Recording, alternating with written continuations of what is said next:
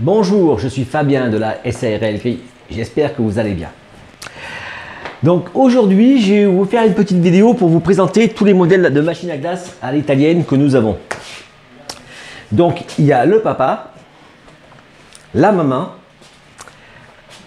la petite sœur et le bébé. D'accord? Normalement, on a aussi le grand frère qui fait à peu près comme ça en plus. D'accord? En fin de compte, c'est une très puissante et du coup, voilà, donc ça ne rentre pas là-dedans. Donc, en fin de compte, vous voyez les différentes tailles des machines. Là, c'est la très grande, elle est plus grande celle-là parce que du coup, comme c'est des grosses productions, et ben, les bacs en haut sont plus grands. Donc, c'est pour ça qu'il y a une différence. Hein. D'accord? Donc, la machine de proximité, c'est la 2446. Donc, 2 cylindres, 2 réservoirs. Et voilà. Donc, ce modèle-là, l'avantage, c'est que donc on a 2 modèles comme ça. On a le 2446 et la 2464, d'accord? Proximité, puis juste le commerce au-dessus. Et là, celle-là, c'est la 2480 et celle-là, c'est la 2511, d'accord? C'est celle que je vous ai fait une vidéo. Hein. Je vais voir si j'arrive à la mettre sur YouTube, à lier dessus, mais je vais vous faire le lien, d'accord? C'est celle qui fait une très très grosse production. Ok? Après, donc l'avantage de ces machines-là par rapport à celle-là, c'est que là, il y a 2 compresseurs. On a un compresseur qui gère le froid ici et un compresseur qui fabrique la glace. D'accord? Donc c'est séparé. Le froid est géré par un autre système froid. D'accord? Alors que sur celle-là, eh ben, il y a un compresseur qui fait les deux. D'accord? Ben, c'est comme sur les marques italiennes. D'accord?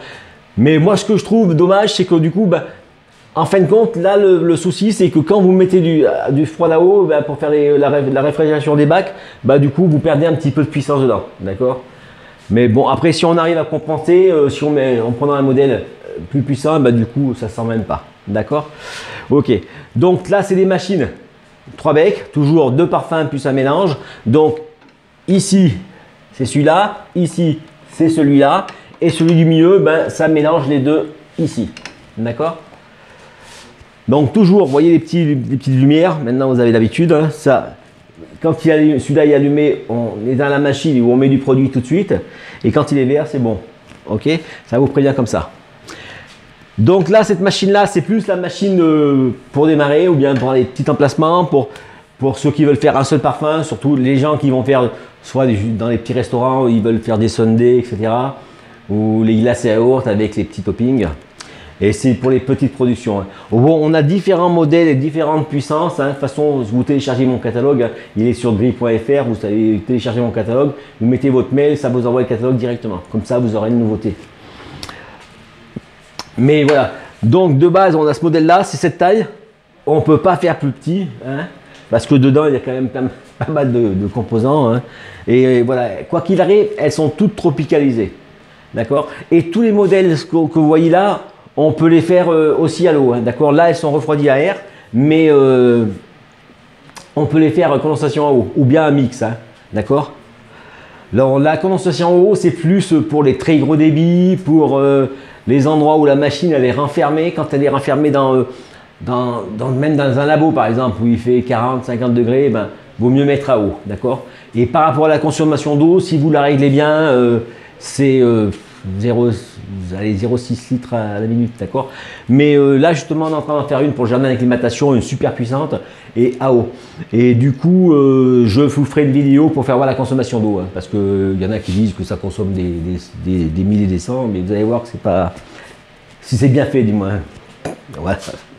Voilà. Donc, là, les petits couvercles, on essaie de voir pour les faire en... On a une version qui sont isothermes en fait, hein. D'accord? C'est en option. Voilà le panneau de contrôle. Donc les machines de base, elles sont pratiquement 220, à part ce modèle-là qu'on met en 500, en 280, en 380, je veux dire, d'accord? En triphasé. Mais les modèles de base en 220, ça suffit. L'avantage du 220 par rapport à 380, c'est que bon, la mettez là, je la branche là, vous voyez, sur une prise normale. Hein, ça consomme 2000 ou 2500 et 3000 watts, d'accord? Donc ça passe. Et alors que 380, ben, s'il faut vous modifier, soit vous avez un fil après qui traverse partout et c'est chiant. D'accord? Voilà. Et ben, j'espère que cette vidéo vous sera utile. Je ferai d'autres vidéos avec d'autres matériels pour vous faire voir les autres matériels que nous fabriquons. Et voilà. Donc ça, c'est Made in Auvergne. Voilà. À bientôt, merci. Et au fait, n'oubliez pas de vous abonner. Et un petit like. Ou pas. Allez, merci, au revoir.